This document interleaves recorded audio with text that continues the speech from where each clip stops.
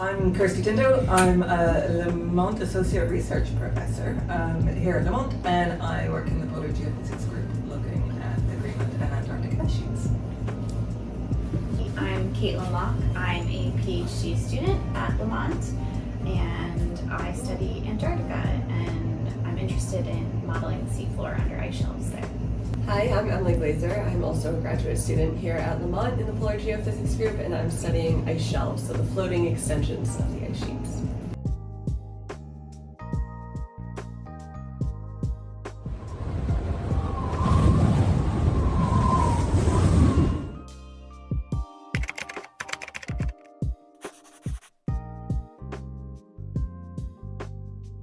So, do polar bears eat penguins? Good question. Well, I'm going to say no. Not because they're cuddly and cute, but because polar bears live in the Arctic and penguins live in the Antarctic, so it wouldn't be a very convenient food source. I'll accept that answer. It's great when you hold the board, you don't have to answer. Do polar bears hibernate? Yes. Quiet confidence. Do polar bears drink salt water? I would hope not. Because it would dehydrate them. Melting ice. That's fresh water. It's probably where they get their water. Yeah. So we think that they probably swim in salt water but drink fresh water. Do polar bears have black skin? I think they have black skin underneath, and that their white hair is sort of like translucent fibers or something magic like that. Do polar bears hunt humans? No. Yes. Only when provoked.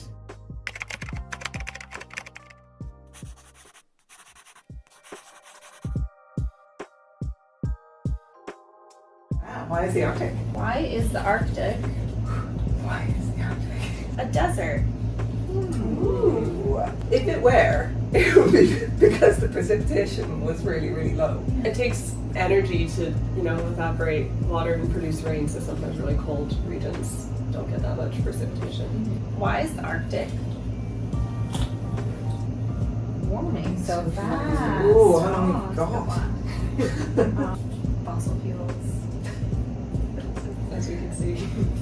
Polar amplification. It's feeling a disproportionately high amount of the global change that the world's experiencing. Ocean transports heat from the mid-latitudes up to the polar regions, so as the center latitudes warm, the poles are going to warm even more.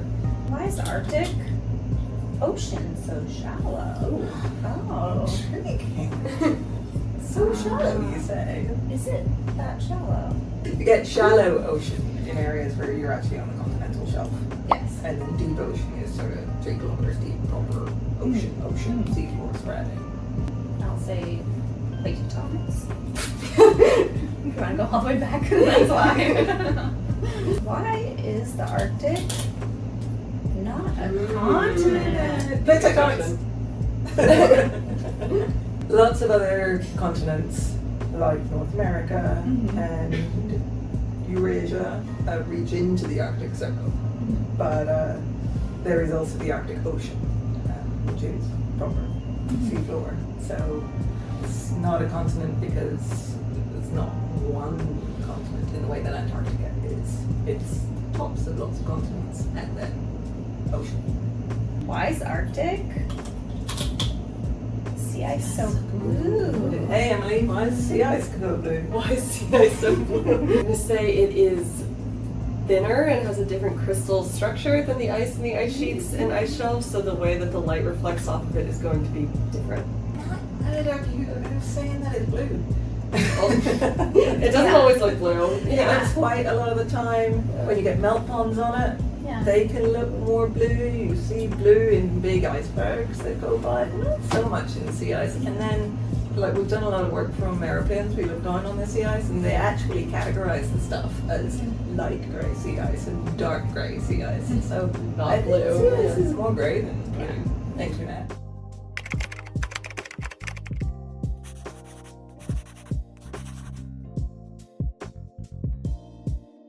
Does Antarctica stay frozen?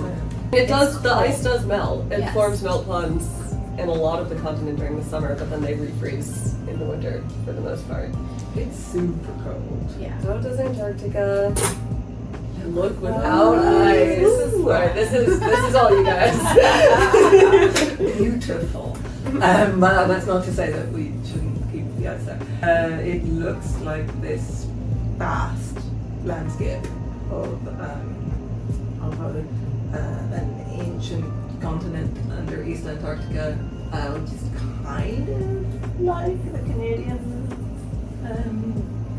topography, and then a massive rift bit, which is sort of not super unlike the western United States, with volcanoes and mountain ranges and How does Antarctica get electricity?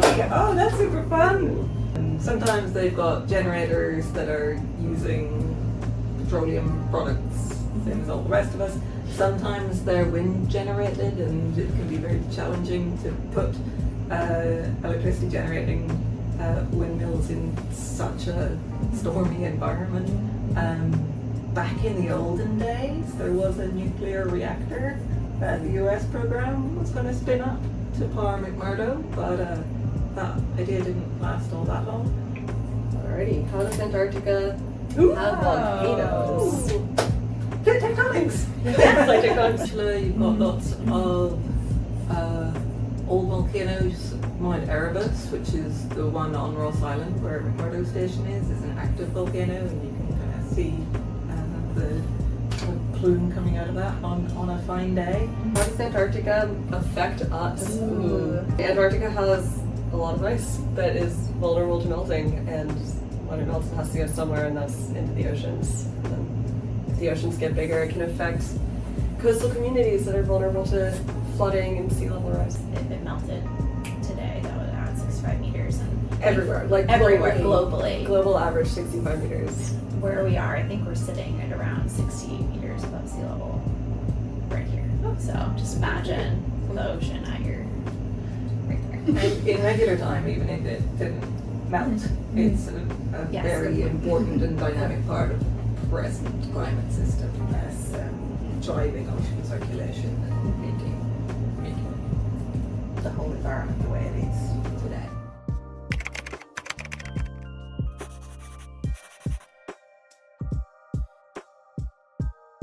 True. That Santa Claus lives in the Arctic. Yes. Is it true that melting sea ice causes sea level rise? Ooh, interesting. Well, I think I know. It doesn't directly cause sea level rise, but it can help because it's already in the ocean, right? However, it does play an important role in slowing down the grounded ice from flowing into the ocean. Is it true that there are no people in the polar regions? 60,000 people live in Greenland alone? Mm-hmm. And that's not even counting northern Canada, Alaska. Is it true that you can walk to the North Pole? Okay, so the North Pole is ocean, not continent. Yes. So there is sea ice in that area, and so you can stand on the sea ice when there's sea ice there, and you can walk. So yes, but you probably flew from somewhere. And were put on by a plane so you can jump over in bits of inconvenient ocean somewhere in the way.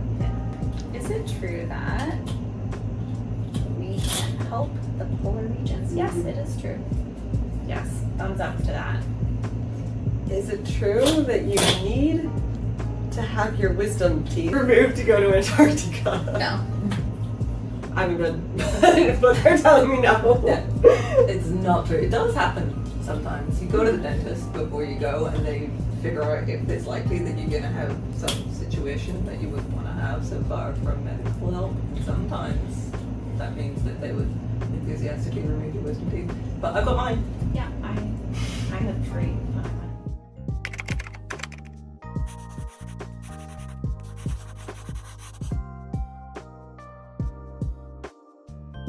more questions.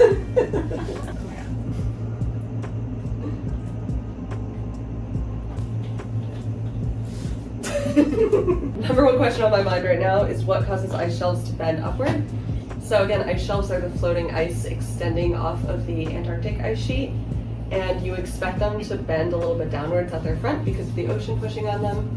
But we have all of these satellite observations that show them bending upwards. We have a couple different theories. It could have to do with how the ice flows, it could have to do with how the ocean interacts with the ice, and we are going to Antarctica to try and figure it out in a couple months. My current burning question is, when did the Ross Ice Shelf ground, meaning get stuck on Prairie Ice Rise and Steers Head Ice Rise? And I'm really interested in this right now because I'm writing a paper about the seafloor underneath the Ross Ice Shelf and one that's been stuck to the ice in the past. And these two ice rises would help me constrain that. And my question is a big question. all of I also want to know that one. Point towards. I want to know how the polar regions are going to change over the next 100 years, because that's a kind of time frame that's significant for sea level change and coastal planning at the moment. And it's quite a difficult time frame to understand these big systems in, and it's what all of our work kind of takes a little bite of. And sometimes we try to understand the ice sheets on 1,000-year timescales, and sometimes we try to understand detailed processes of what's happening in them, and then we put it together to figure out how they're going to change our environment over a century scale.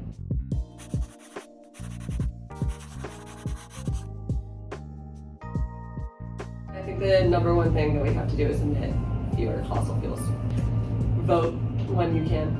I think we should listen to the people who live there and know the environment and let them lead what kind of help is important. Keep understanding the processes in the polar region, so studying them. Thank you for watching. Leave more questions in the comments below.